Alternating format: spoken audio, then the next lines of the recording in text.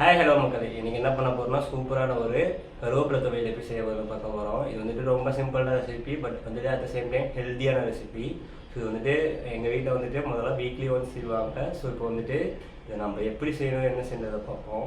So இது வந்துட்டு நான் ஃபஸ்ட்டு சொன்னது ரொம்ப ஈஸியான ரெசிபி, பட் டேஸ்ட் வைஸ் வந்துட்டு சூப்பராக இருக்கும். இது வந்துட்டு நீங்கள் சாதத்தை சாப்பிடலாம், இட்லி கூட, தோசை கூட, எது கூட சாப்பிடலாம், அவ்வளோ சூப்பராக இருக்கும். ஸோ இது எப்படி செய்யணும் என்ன செய்யறதை பார்ப்போம் ஃபஸ்ட்டு. ஸோ எப்பவும் போல் ஃபஸ்ட்டு நம்ம இதுக்கு என்ன பண்ண போகிறோம், கடாயை அடுப்பில் வச்சுட்டு இதை ஆன் பண்ணி நல்லா ஹீட் ஆக்கிப்போம். ஸோ முதல் ஸ்டெப்பே அதுதான். ஸோ அடுப்பில் கடாயை வச்சுட்டு இந்த கடாயை வந்துட்டு நல்லா ஹீட் ஆகட்டும். அதேமாரி புதுசாக சேனலுக்காக வந்து மறக்காமல் சப்ஸ்கிரைப் பண்ணாதீங்க, சப்ஸ்கிரைப் பண்ணுங்கள். அதேமாரி தெரிஞ்ச ஃப்ரெண்ட்ஸ் அண்ட் ஃபேமிலிக்கு வந்துட்டு முடிஞ்ச அளவுக்கு ஷேர் பண்ணுங்கள். ஸோ இப்போ ரெசிபி எப்படி செய்கிறது பார்ப்போம்.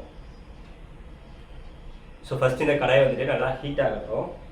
ஸோ ஃபஸ்ட்டு இதுக்காக நம்ம ஒரு 50 ml கிட்ட கடலெண்ணெய் ஊற்றிப்போம். இதுக்கு கடலெண்ணெய் தான் மேக்ஸிமம் யூஸ் பண்ணாங்கன்னா நல்லாயிருக்கும். ஸோ அதுதான் நல்ல ஒரு ஃப்ளேவர் உங்களுக்கு வந்து தரும். ஸோ ஃபஸ்ட்டு என்ன பண்ண போகிறோம், ஒரு 50 ml கிட்ட ஆயில் விட்டுப்போம். ஸோ ஒன்ஸ் இந்த ஆயில் வந்துட்டு நல்லா ஹீட் ஆகட்டும். ஸோ இப்போ பார்த்தீங்கன்னா ஆயில் வந்துட்டு நல்லா ஹீட் ஆகிடுச்சு. ஸோ ஃபஸ்ட்டு இதுக்காக ஒரு ஸ்பூன் அளவுக்கு ஃபஸ்ட்டு உளுந்து நம்ம இந்த ஆயில் ஆட் பண்ணிப்போம். ஸோ இதில் வந்துட்டு நம்ம மேக்ஸிமம் அந்த உளுந்து கடலைப்பருப்பு தான் யூஸ் பண்ண போகிறோம். ஸோ அதுக்காக நம்ம இதை வந்து பொட்டுக்கடலை யூஸ் பண்ண போகிறது கிடையாது. அதனால் நம்ம 2 ஸ்பூன் அளவுக்கு உளுந்து மட்டும் ஃபஸ்ட்டு இது கூட ஆட் பண்ணிப்போம். ஸோ ஒன்ஸ் இந்த உளுந்து வந்துட்டு நல்லா ஒரு கோல்டன் ப்ரௌன் கலருக்கு ரோஸ்ட் ஆகட்டும். அப்படியே நல்லா மிக்ஸ் பண்ணிடுவோம். பார்த்தீங்கன்னா உளுந்து வந்துட்டு ஓரளவுக்கு ரோஸ்ட் ஆகிடுச்சு. ஸோ இது கூடவே நம்ம 2 ஸ்பூன் அளவுக்கு கடலைப்பருப்பு, நான் ஃபஸ்ட்டு சொன்ன மாதிரி 2 ஸ்பூன் அளவுக்கு உளுத்த பருப்பு, 2 ஸ்பூன் அளவுக்கு கடலைப்பருப்பு, ஸோ இதையும் ஆட் பண்ணிப்போம். இது கூடவே 1 ஸ்பூன் அளவுக்கு நிலக்கடலை அதே ஆட் பண்ணிட்டு ஃபஸ்ட்டு இதை நல்லா ரோஸ்ட் பண்ணுவோம். ஸோ இது கரிஞ்சு போயிடக்கூடாது. ஸோ கரிஞ்சிச்சுன்னா உங்களுக்கு எந்த ரெசிபி வந்துட்டு வீணாகவும் கொலாப்ஸ் ஆகிடும். ஸோ அதை மட்டும் கரெக்டாக பார்த்துக்கோங்க. ஸோ இப்போ அடுத்து இது கூடவே ஒரு 5-6 பல்லு பூண்டு மட்டும் ஆட் பண்ணிப்போம் உரிச்சிட்டு. ஸோ இதுக்கு பூண்டு அந்த அளவுக்கு ஃப்ளேவர் வரும். உங்களுக்கு இது பூண்டு போனீங்கன்னா அந்த கேஸ்ட்ரிக் இஷ்யூ இருக்கிறவங்களுக்குலாம் வந்துட்டு இது ஹெல்ப்ஃபுல்லாக இருக்கும். ஸோ அதனால் பூண்டை மட்டும் நம்ம உரிச்சிட்டு இது கூட ஆட் பண்ணிட்டு இதையும் என்ன பண்ணுறோம், நல்லா ரோஸ்ட் பண்ணிக்க போகிறோம். அடுத்து இது கூடவே ஒரு 100 கிராம் கிட்ட சின்ன வெங்காயம் உரிச்சிட்டு வச்சுருக்கேன். ஸோ இதையும் என்ன பண்ண போகிறோம், இது கூட ஆட் பண்ணிக்க போகிறோம். ஸோ இதெல்லாம் இப்போ என்ன ஆகுனா நல்லா ரோஸ்ட் பண்ணணும்.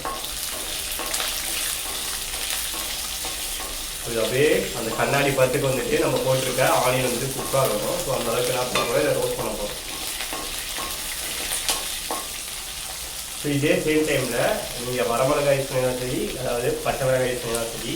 ஸோ இந்த இடத்துல காரத்துக்காக நம்ம என்ன பண்ண போகிறோம், மிளகாய் ஆட் பண்ணிக்க போகிறோம். அந்த இடத்துல பச்சை மிளகாய் தான் யூஸ் பண்ணுறேன். நீங்கள் வரமிளகாய் இருந்தாலும் வரமிளகாய் ஆட் பண்ணிக்கலாம். ரொம்ப சாய்ச்சி ஸோ இப்போ இல்லை 2 பச்சை மிளகாய் இது கூட ஆட் பண்ணிப்போம். ஏன்னா பச்சை மிளகாய் பெருசாக இருக்கிறதுனால தான் நான் போய் ஆட் பண்ணியிருக்கேன். அது வந்து குக் ஆகும். அதை கட் பண்ணி போடலாம். ஸோ அதுக்கு அவசியம் இல்லை. வெங்காயம் முழுசாக போட்டுருக்கனால அதுவும் சேம் டைமில் குக் ஆகிடும். ஸோ எல்லாத்தையும் நல்லா மிக்ஸ் பண்ணி வைக்கணும்.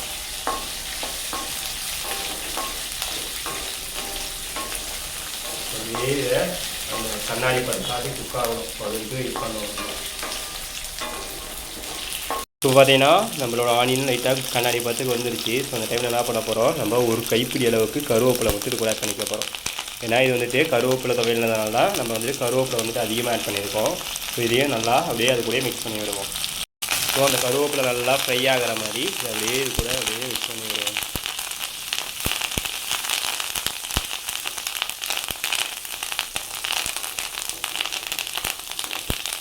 ஸோ இப்போ கருவேப்பிலாம் பார்த்தீங்கன்னா நல்லா வந்துட்டு ஃப்ரை ஆகிடுச்சு. ஸோ இந்த டைமில் நம்ம இது கூடவே ஒரு 1/2 மூடி அளவுக்கு கோகனட், ஸோ அதே இது கூடவே ஆட் பண்ணிப்போம். ஸோ நம்ம கோகனட் போட்டு தான் அரைக்கணும். ஸோ இதை லைட்டாக அந்த கோகனட் இருக்க அந்த வாட்டர் கன்சிஸ்டன்சி போகிற மாதிரி என்ன பண்ணணும், நல்லா ட்ரை ரோஸ்ட் பண்ணி லைட்டாக ரோஸ்ட் பண்ணிப்போம். ஸோ அப்படியே நல்லா மிக்ஸ் பண்ணி விடுவோம்.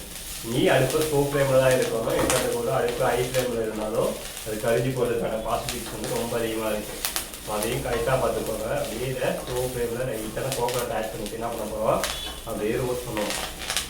நம்ம போடுற ஒவ்வொரு டைமும் ஒவ்வொரு கரெக்டாக போட்டோன்னா நம்ம அந்த வெங்காயமாகட்டும், அந்த நீங்கள் நினைக்கலாம் என்னடா வெங்காயம் கோல்டன் ப்ரௌனே வரல அதுக்குள்ளே சொல்லிட்டு அதே போட்டுட்டாங்க நினைக்கக்கூடாது.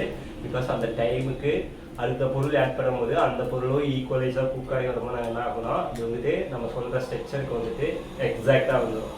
ஸோ பார்த்தீங்கன்னா தெரியும் நமக்கு அந்த வாட்டர் கன்சிஸ்டன்சியே வேறு எதுவுமே கிடையாது. ஸோ இந்த டைமில் என்ன பண்ண போகிறோம், இதுக்கு தேவையான அளவுக்கு சால்ட் மட்டும் ஆட் பண்ணிப்போம். நான் சால்ட் வந்துட்டு கடைசியாக இதில் ஆட் பண்ணுறேன். ஸோ சால்ட் ஆட் பண்ணிவிட்டு இதெல்லாம் மிக்ஸ் பண்ணி விட்டு பண்ணலாம்.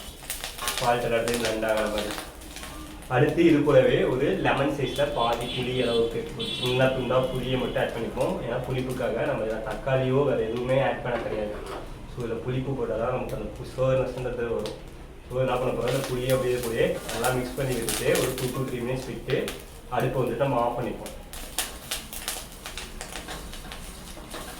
இப்போ பார்த்தீங்கன்னா எல்லாமே கம்ப்ளீட்டாக ரெடி ஆகிடுச்சு. ஸோ இதுக்கப்புறம் அடுப்பு ஆஃப் பண்ணிட்டு இதை ஆற வச்சு ஒரு ஸ்மூத் பேஸ்ட் ஆக்கிப்போம். இப்போ பார்த்தீங்கன்னா இது வந்துட்டு நல்லா ஆறிடுச்சு. ஸோ இப்போ என்ன பண்ண போகிறோம், நல்லா மிக்ஸி ஜார்லேயோ இல்லை ஆட்டுக்கல்லையோ இதுலேயோ வச்சுட்டு நம்ம இதை நல்லா அப்படியே தண்ணி கொஞ்சமாக தண்ணி ஊற்றி நல்லா டைட்டாக இதுக்கு இப்போ தான் அரைச்சி எடுத்துப்போம்.